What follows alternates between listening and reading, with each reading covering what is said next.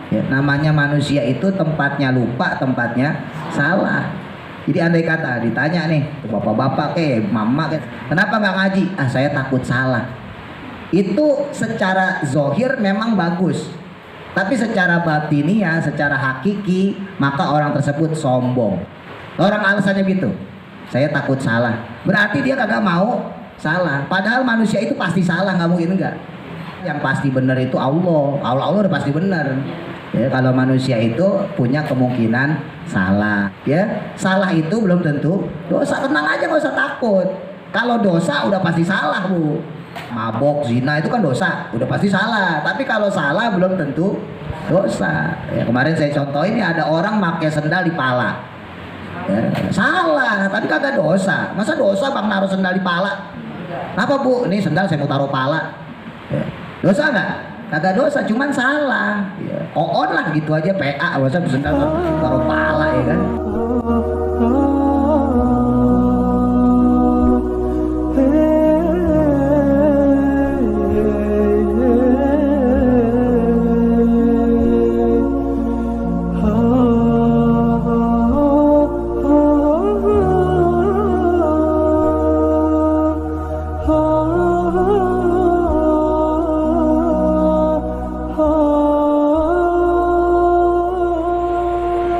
Bismillahirrahmanirrahim.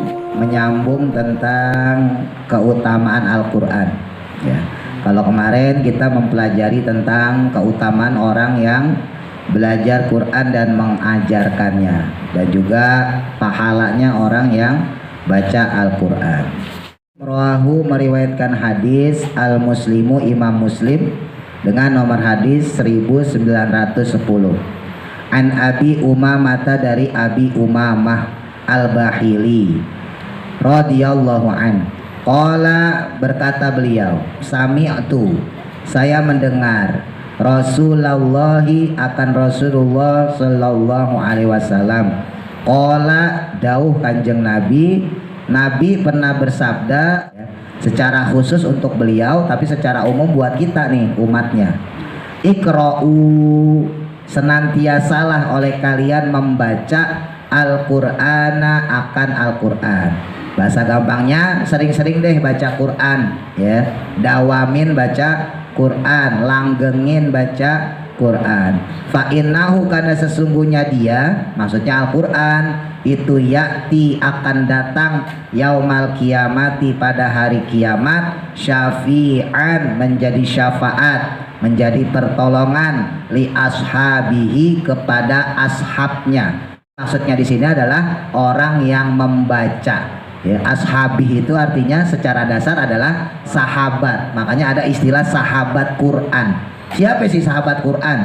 Apa kemana-mana bawa Quran? Bukan ya. Tapi orang yang suka baca Quran. Nah itu, jadi Quran itu bakal datang di hari kiamat, bakal menjadi syafaat buat yang sering membacanya. Ya udah, niatin belajar lah ya.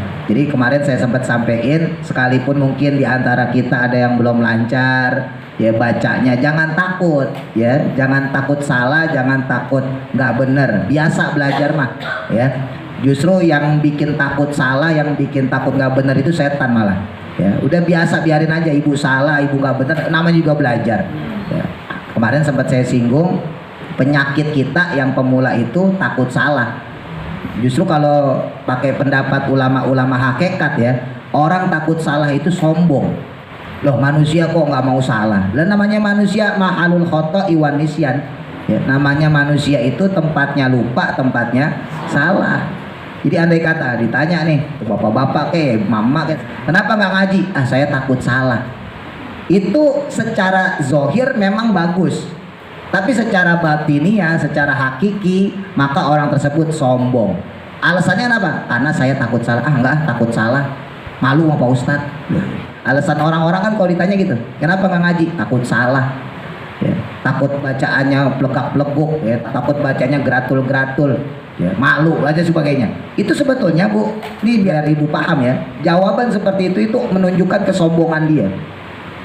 Emang secara zohir ya, secara kulitnya Emang kelihatannya oh berarti kamu takut ya, malu ya gitu ya kesannya. Tapi secara batiniah, secara hakiki itu menunjukkan bahwa dia sombong. Berarti dia nggak mau dianggap salah. Orang alasannya gitu, saya takut salah. Berarti dia kagak mau salah. Padahal manusia itu pasti salah, nggak mungkin enggak. Kanjeng Nabi emang nggak salah, Kanjeng Nabi juga salah. Cuman bedanya Kanjeng Nabi kalau salah langsung ditegur sama Allah. Ya turun ayat Allah langsung negor Kanjeng Nabi. Dan bolak-balik saya sampaikan salah itu belum tentu dosa. Ya, salah itu belum tentu dosa. Tenang aja, nggak usah takut. Kalau dosa udah pasti salah, Bu. Ya, kalau dosa udah pasti salah. Mabok, zina itu kan dosa, udah pasti salah. Tapi kalau salah belum tentu dosa. Ya, kemarin saya contohin ini ada orang pakai sendal di pala. Ya, salah, tapi kagak dosa. Masa dosa Bang naruh sendal di pala? Kenapa Bu? Ini sendal saya mau taruh pala. Ya. Dosa nggak? Kagak dosa, cuman salah. Ya, on lah gitu aja PA, masa sendal taruh pala ya kan? Ya sama baca Quran kalau diniatin, ya diniatin belajar insya Allah. Ya ibu salah ya salah, tapi insya Allah nggak dosa. Kenapa? Karena niatnya belajar. Tapi syaratnya belajar loh. Jadi bolak-balik saya sampaikan jangan salah paham. Kadang orang udah merasa bisa terus gak belajar lagi. Ya syaratnya tetap belajar. Kalau belajar berarti orang tersebut ngakuin bahwa dirinya belum bisa. Nah kalau belum bisa ya kalau salah dimaafin, tenang aja nggak usah khawatir. Ya, jadi kalau orang punya alasan misalnya, saya nggak mau ngaji takut salah, sebetulnya secara hakikat orang itu berarti sombong. Padahal yang pasti benar itu Allah udah pasti benar. Ya, kalau manusia itu punya kemungkinan salah. Ya nama manusia ya. Kita mau berlaku benar tetap salah Bu. Ya, saya ini berusaha bener nih ya kan, ngajarin ibu begini segala, tetap menurut ibu pasti ada salahnya. Oh Pak Ustadz nerakinnya kecepatan, oh Pak Ustadz ketinggian, pasti ada. Tapi kan saya ini tetap berusaha maksimal supaya ibu paham gitu kan. Nah masalah paham nggak pahamnya ntar Allah yang ngasih ya. Jangan GR juga, oh Pak Ustadz pengen saya bilang agak ya. Karena yang bisa bikin paham itu Gusti Allah, saya nggak bisa bikin ibu paham. Tugas saya cuma nerangin ya. Ya ibu nanya begini saya jelasin. Ibu paham, alhamdulillah enggak ya berarti Allah belum ngasih paham. Dan kitanya jangan kecewa maksudnya. Wah saya ngaji bertahun-tahun ternyata saya bodoh juga ya nggak paham. Ya nggak usah kecewa, biarin aja. Ya nanti juga kalau Allah kasih paham bisa paham. Nah, makanya karena Quran itu menjadi syafaat, maka dia itu bakal nyari kita nanti di hari kiamat. Nah, loh kan syafaat itu dari Kanjeng Rasul, Kanjeng Nabi. Iya, kalau Kanjeng Rasul, Kanjeng Nabi itu syafaat terbesar Bu. Ya makanya disebut syafaatul uzma. Ya syafaat itu pertolongan, uzma itu yang sangat tinggi, yang sangat agung. Nah kalau syafaatul uzma itu pada Rasul. Tapi selain Nabi, ya selain Kanjeng Rasul itu juga ada syafaat-syafaat lain. Di antaranya misalnya anak kepada orang tua. Ya, misalnya ada seorang anak yang bapaknya ibunya masuk ke dalam neraka. Misalnya gitu ya. Berhubung ini anak soleh, ya anaknya di ngajiin, ya diajarin segala macam. Nah, terus di hari kiamat, nah ketemu nih si anak ini ngelihat bapak ibunya mau dimasukin ke neraka. Insya Allah anaknya bakal jadi syafaat, bakal jadi pertolongan orang tersebut ya bapak ibu tadi, kemudian diselamatkan dari neraka masuk ke dalam surga. Termasuk misalnya antara guru dengan murid, murid dengan guru ya. Misalnya ibu punya guru, nah ibu di sana terlantar, insya Allah ditolong sama guru ibu. Atau sebaliknya gurunya terlantar. Emang bisa guru terlantar? Bisa, jangan salah. Ustadz ngomong tok ora dilakoni. Loh kan banyak, lo ngaji gini, tadi sendiri males ngaji. Nah, ada orang kayak gitu. Nah itu bisa jadi ibunya masuk surga, lah ustadznya masuk neraka. Tolongin saya, tolongin gitu. Loh itu kan ustadz Fulan, lo kenapa di neraka? Iya saya dulu cuma ngomong doang. Iya suruh tahajud, saya nggak pernah tahajud ya. Saya suruh ngaji, saya kagak ngaji. Jarkoni lah kalau bahasa kita ya. Iso ngujar, orang iso ngelakoni. Nah itu ustadz bisa kita tolong. Ya, atau sebaliknya mungkin kitanya nauzubillah, kitanya terdampar gitu di neraka, nanti guru kita yang nolongin kita gitu ya. Makanya saya nggak mau dianggap guru ya. Ibu sebetulnya nggak usah manggil ustadz ya, jalani aja udah, orang mudaan saya ya, ibu kan udah tua ya, kalau saya sebetulnya gitu. Cuman ya saya anggap ya ibu ngormatin nggak apa-apa lah. Tapi kalau pribadi sebetulnya saya kagak seneng di Pondok Dayung itu, saya kagak mau dipanggil ustadz, panggilnya bang aja, bang ojeng kalau di sana ya, kalau di sana ya, tapi sana ya. Ya tapi saya ngormatin lah, ibu ngormatin saya nggak apa-apa. Tapi secara pribadi ya, saya sendiri nggak seneng. Kenapa? Ngaboti. Ya, ntar di surga saya udah masuk surga harus nolongin ibu, repot. Dengan saya masuk duluan. Ngapain? Takut keluar saya juga. Oh nggak tahu gang-gangnya neraka kok. Kalau gang-gangnya sini saya hafal. Ya. Nah, jadi ada syafaat selain syafaatnya Kanjeng Nabi ya. Misalnya tadi antara anak kepada orang tua atau murid pada guru, guru kepada murid. Cuman beda nih Bu, kalau murid ke guru, guru ke murid ini seimbang ya, balance. Jadi guru bisa syafaatin murid, murid juga bisa syafaatin guru. Tapi kalau anak enggak Bu, kalaupun bisa berat. Ya, anak bisa memberi syafaat pada orang tua, bisa menolong orang tua. Tapi orang tua berat untuk nolong anak. Ini beda ya antara guru sama murid, murid sama guru. Jadi kalau anak itu bisa nyafaatin orang tua. Andai kata ada orang tua tadi masuk neraka, bisa disyafaatin sama anak. Tapi kalau sebaliknya, anaknya masuk neraka, ibu bapaknya berat untuk nyafaatin dia. Kenapa berat? Karena berarti orang tersebut, si anak tadi ya, waktu di dunia tidak mengindahkan apa yang disampaikan oleh orang tua.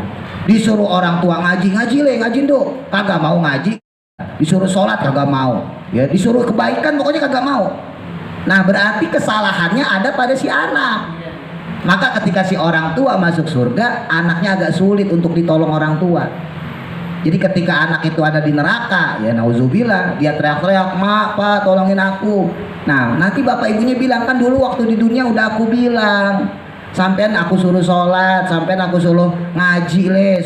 Tuh udah dibilangin sama bapak sama ibu melakukan kebaikan kok nggak mau. Akhirnya anaknya tetap dibakar dulu. Gitu. Beda sama orang tua. Anak itu jadi soleh gara-gara orang tua. Ya enggak?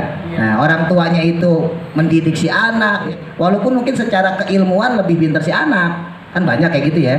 Anak kita lebih pintar dari kita. Tapi kan dia pintar gara-gara kita.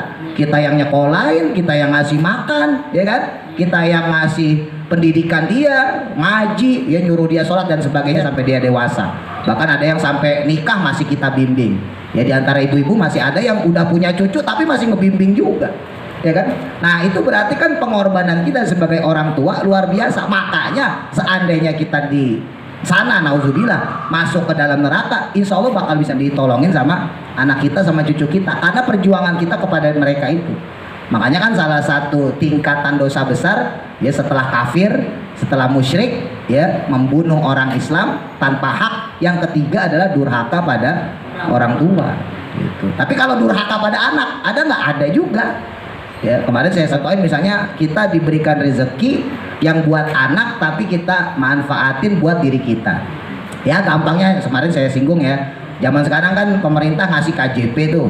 Ya ngasih duit 200.000, dikasih duit buat beli tas sekolah, buku sekolah. Lah kok malah dipakai buat beli pulsa, buat paket. Lah berarti zolim itu kan rezekinya anak, ya enggak? Nah berarti orang kayak gitu bukannya anak durhaka sama orang tua, malah kebalik, durhakanya orang tua kepada anak, gitu ya. Jadi syafiat di sini memang syafaat terbesarnya adalah Kanjeng Nabi, Kanjeng Rasul. Berarti kesimpulannya, kalau andai kata ada orang diberikan syafaat sama Nabi, berarti itu orang udah parah Bu.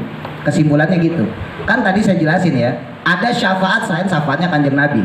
Kanjeng Nabi ini syafaatul uzma ya, syafaat yang besar. Selain syafaatnya Nabi, ini ada syafaat lain. Ada syafaat Quran buat orang yang membacanya, syafaat murid kepada gurunya atau guru kepada muridnya, syafaat anak kepada orang tuanya, syafaat amal soleh, syafaat sholat, banyaklah syafaat-syafaat lain. Selain syafaatul uzma ya, selain syafaatnya Kanjeng Nabi. Nah syafaatnya Kanjeng Nabi ini baru turun kalau syafaat-syafaat kecil itu nggak bisa nolong seseorang.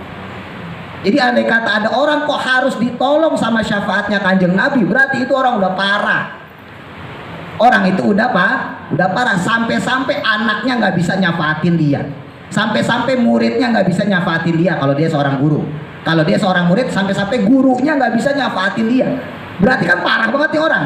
Maka harus ditolong sama syafaatnya Kanjeng Nabi. Jadi walaupun kita berharap syafaatnya Nabi, pasti kan setiap orang muqaddimah begitu. Mudah-mudahan kita mendapat syafaatul uzma, kan gitu kan? Mudah-mudahan kita mendapat syafaatnya Nabi Muhammad SAW, kan begitu kan? Tapi sebetulnya secara fakta, nih biar ibu paham, nih bedanya ilmu ngaji sama ngaji doang biasa ya. Sebetulnya secara fakta ketika kita nanti di akhirat, kalau bisa jangan sampai dapat syafaatnya Nabi, karena malu. Karena berarti nggak ada yang bisa bersyafaatin kita. Tetap kita bakal disyafaatin sama kanjeng Nabi. Pasti orang Nabi baik. Ya, Nabi mah sama kita mah apian. Orang mau meninggal aja yang disebut umatnya kok. Ya kan? Umat. Cuman kitanya rumongso. Maksudnya kita tuh ngerasa. Harusnya kita malu. Kenapa malu? Berarti ibadah kita nggak bisa nolong kita. Berarti sholat kita nggak bisa nolong kita, puasa kita nggak bisa jadi syafaat kita, baca Quran kita nggak bisa jadi syafaat kita. Kalau kita punya guru, berarti guru kita nggak bisa nolong kita. Kalau kita baca Quran, berarti Quran kita nggak nolong kita. Sampai kita harus minta tolong sama kanjeng Nabi. Berarti kan nggak ada lagi yang bisa nolong kita. Paham maksudnya ya? Jadi memang secara syariat, secara zohir, siapa sih yang nggak mau dapat syafaatnya Nabi? Pasti kita pengen, semua orang pengen.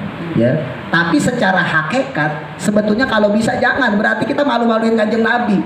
Masa bang masuk surga aja harus ditolong, padahal surga itu udah dijelasin miftahul jannah la ilaha illallah. Kuncinya surga adalah la ilaha illallah. Allah tuh nggak pernah ngasih tahu kita kuncinya neraka.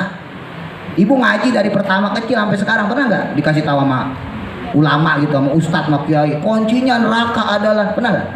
Nggak pernah kan? Yang dikasih tahu kuncinya surga. Lah berarti kalau ada orang nggak punya kunci kok bisa masuk, berarti maling. Orang nggak punya kunci rumah bisa masuk ke dalam rumah, berarti maling. Orang nggak tahu kuncinya neraka, lah kok bisa masuk neraka? Jangan-jangan maling. Paham maksudnya? Harusnya kan kita besoknya ke surga, orang kita punya kuncinya. Kalau kita masuk ke surga, wajar orang miftahul jannah kita punya, kuncinya surga kita punya. Lah kalau nggak punya kuncinya surga, wajar nggak masuk surga. Kita tahu kok miftahul jannah la ilaha illallah, kuncinya surga la ilaha illallah Muhammadur, pasti kita masuk surga. Lah kok neraka yang kita nggak punya kuncinya bisa masuk neraka? Berarti kan parah. Orang nggak tahu kuncinya kok bisa masuk loh. Kuncinya neraka nggak pernah kita tahu. Lah kok bisa masuk neraka? Berarti udah parah-parahnya orang. Sama kayak tadi. Separah-parahnya orang tersebut nggak punya syafaat, nggak punya pertolongan bagi dia. Sampai-sampai kanjeng Nabi harus turun, ya kanjeng Nabi harus turun tangan memberikan syafaat pada dia. Ya cuman kanjeng Nabi orangnya apian, ya kanjeng Nabi itu baik sama kita. Orang sifat Rahman Rahimnya dikasih sama Allah. Allah udah memberikan sifat ibanya kepada Nabi ya.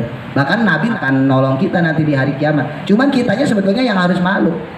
Ya harusnya kita jadi kebanggaan Nabi. Ya karena nanti di akhirat itu orang-orang yang membanggakan secara agama itu dipanggil loh, ya di showin lah, dikasih pertunjukan. Nah, makanya nanti kalau mau pertunjukan ntar aja di akhirat nanti dipanggil, ini adalah hamba terbaiknya Allah ya si fulan misalnya gitu, karena dia begini begitu, dia mati di medan perang misalnya gitu. Kalau sahabat yang syahid ya, mereka ini membela negara, membela agama, si fulan bin fulan disebutin bu. Orang ketika dia nanti masuk surga disebutin satu persatu. Tapi kalau ibadahnya standar-standar ya masuk surga juga, tapi nggak dibanggain sama Allah. Nah itu Nabi Muhammad ketika melihat hamba-hamba Allah, umat-umatnya yang dibanggain sama Allah, Nabi Muhammad tersenyum. Nabi Muhammad ngomong alhamdulillah, alhamdulillah, disebutin tuh si fulan ini waktu hidupnya rajin ngaji sampai matinya pun dia dalam keadaan ngaji. Ini umatmu Muhammad. Nabi Muhammad senyum, senang. Alhamdulillah, alhamdulillah, terus disebutin umat-umatnya itu yang masuk ke dalam surga. Berarti kan orang tersebut membanggakan Nabi Muhammad. Nah nanti sisa-sisaan nih orang-orang yang nggak dapat syafaat nih, akhirnya minta syafaat kepada Nabi Muhammad. Ya Nabi isfa'lana ya Rasulullah, berikan syafaat kepada kami ya Rasul. Berarti itu orang udah parah banget, sampai-sampai ibadahnya sendiri nggak bisa syafaatin dia. Paham maksudnya ya? Nah, jadi walaupun kita secara syariatnya kita minta supaya dapat syafaat, tapi secara hakikat enggak. Kalau bisa jangan. Kalau bisa kita jadilah umat yang membanggakan Rasulullah nanti di akhirat. Yaitu tadi diantaranya yang masuk ke dalam surga dengan dibanggakan oleh Allah. Kita lagi ya. Iqra'u, bacalah oleh kalian ya. Az-Zahrawaini, dua surah yang merupakan cahaya. Nah, ini penting nih. Ada dua surah yang jadi cahaya. Ya, apa tuh surahnya? Yakni yang pertama Al-Baqarah, yaitu surah Al-Baqarah, wa surata Ali Imrana, dan surah Ali Imran. Jadi kalau ibu pengen dapat cahaya di akhirat, sering-sering baca surah Al-Baqarah sama Ali Imran. Kalau Al-Baqarah agak panjang ibu, sampai 3 juz ya. Juz keduanya Sayaqulu, juz ketiganya Tilka Rusulu, itu masih surah Al-Baqarah. Nanti kita masuk ke Ali Imronnya. Ali Imron ya, bukan Al Imron. Ada orang baca Al Imron, bukan Ali. Ya, Ali itu keluarga, Ali Imron. Kalau Al-Baqarah Al-Baqarah. Tapi kalau Imron Ali, bukan Al Imron, Ali Imron. Jadi bukan cuma Yasin doang. Ya makanya bolak-balik saya sampein kalau bisa. Kalau ibu emang cuma bisanya Yasin, ya udahlah nggak apa-apa ya. Ya malam Jumat ngaji Yasin, ya yang ikut malam Kamis ngaji Yasinan nggak apa-apa. Daripada tidak sama sekali. Tapi kalau bisa yang cuma baca Yasin, kalau bisa tiap hari baca Yasin. Ya Senin baca Yasin, Selasa baca Yasin, Rabu baca gitu kalau bisa. Ya supaya Yasin itu kagak ngiri. Ya, kenapa saya dibacanya kalau ada pengennya doang, ya kan? Nah, saya dibacanya kalau pengen acara, saya dibacanya kalau masalah berkat, nah, ya Yasin ngiri.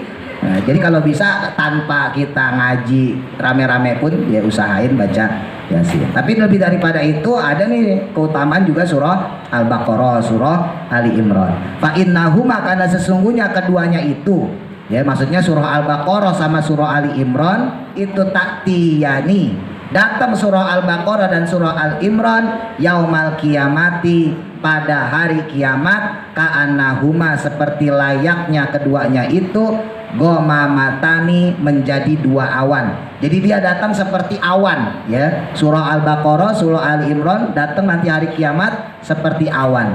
Au ka'annahuma, atau seakan-akan keduanya itu goyayatani, seperti dua cahaya matahari. Au ka'annahuma, atau seakan-akan keduanya itu firqoni, seperti dua ekor hewan min toirin, yang berupa burung, sawafan, yang membentangkan keduanya itu tuhajani, akan kedua sayapnya, an ashabihima, nah nih, untuk melindungi para pembaca kedua surah tadi. Baca surah Al-Baqarah sama surah Al-Imran. Jadi orang yang biasa membaca surah Al-Baqarah dan surah Ali Imran, surah Al-Baqarah dan Ali Imran, nanti di hari kiamat juga akan melindungi dia. Ya, dia bakal menjadi awan, dalam riwayat lain dia akan menjadi cahaya, dalam riwayat lain dia akan dibentukin sama Allah seperti hewan berupa burung yang membentangkan sayapnya untuk menaungi orang-orang yang membacanya waktu di dunia di hari kiamat. Ya, karena kalau hari kiamat, kita bicara kiamat itu kan mataharinya 7. Ya, di padang mahsyar itu kita dikumpulin, kalau dalam kitab tafsir Yasin yang dulu kita belajar itu 1000 tahun. Ya, kurang lebih 1000 tahun lamanya ya, bukan waktunya. Karena kalau waktunya di surah Yasin disebutin al-yauma nakhtimu ala afwahihim wa tukallimuna aydihim wa tashhadu arjuluhum bima kanu, dan seterusnya. Maksud al-yaum di situ adalah hari. Karena kalau di hari kiamat itu udah nggak ada hari. Jadi 1000 tahun di situ maksudnya lamanya, seperti merasakan 1000 tahun. Tapi satu hari itu maksudnya gitu. Nah, orang yang berada di hari kiamat dia kepanasan, dia kehausan gitu ya. Nah, maka Quran itu bakal nolongin dia. Salah satunya adalah surah Al-Baqarah, surah Ali Imran. Dia bakal datang kepada orang yang sering bacanya untuk menaungi dia. Ya, makanya dulu pernah saya kasih amalan. Ibu kalau bangun rumah, bangun usaha, bangun tempat tinggal, atau bangun apapun, ini ruqyah pribadi, bacain surah Al-Baqarah. Ya, bacain surah Al-Baqarah di tempat tersebut. Kalau emang kebanyakan ya udah ajak temen dah. Ya, ajak teman, yang teman baca 2 lembar, kita baca 2 lembar. Tapi kalau emang kita mampu, baca tuh dari awal Alif Lam Mim sampai habis. Ya, sampai yang tahlilan itu loh, yang kita baca itu. Ya, wa'fu anna waghfir lana warhamna anta maulana fansurna alal qaumil kafirin. Itu ayat terakhir ya, surah Al-Baqarah. Nah, itu kita baca tuh sampai situ. Nah, kalau ibu buat ruqyah rumah nih, ya supaya kalau dalam bahasa pondok dalam tanda kutip nih, ya pagar goib. Ya, pagar goib itu berarti bikin pagar supaya nggak disantet orang, supaya nggak diteluh orang, supaya nggak dijahatin orang. Ya, andai kata kita punya rumah, kita bikin lapak ya, usaha dan sebagainya. Setelah kita baca surah Al-Baqarah, kita sediain baskom nih. Ya, kita sediain baskom. Nah, terus baskom itu setelah kita bacain surah Al-Baqarah, kita ludahin. Nah, kita ludahin baskom tadi, terus kita ambil pakai gelas, siramin ke pojok-pojok rumah. Setelah siramin ke pojok-pojok rumah, ruangan yang ada di situ, kalau rumah ya, kalau rumah ruangan yang ada di situ kita ajanin. Ya, kalau ibu-ibu ya nggak bisa aja nyuruh bapaknya, ya nyuruh anaknya gitu ya, atau sewa orang juga apa-apa. Yang penting jangan manggil saya, repot ya, manggil orang lain aja. Nah itu bacain, terus kemudian siramin ke pojokan, terus diazanin. Kalau misalnya usaha ya, tempat usaha, lapak itu juga bisa dilakuin seperti itu. Nah itu salah satu keistimewaan surah Al-Baqarah ya. Jadi sebagai perisai, sebagai tameng, kalau bahasa pondok itu pager goib ya. Wallahu a'lam, mudah-mudahan manfaat. Al-Fatihah. A'udzu billahi minasyaitonir rajim. Bismillahirrahmanirrahim.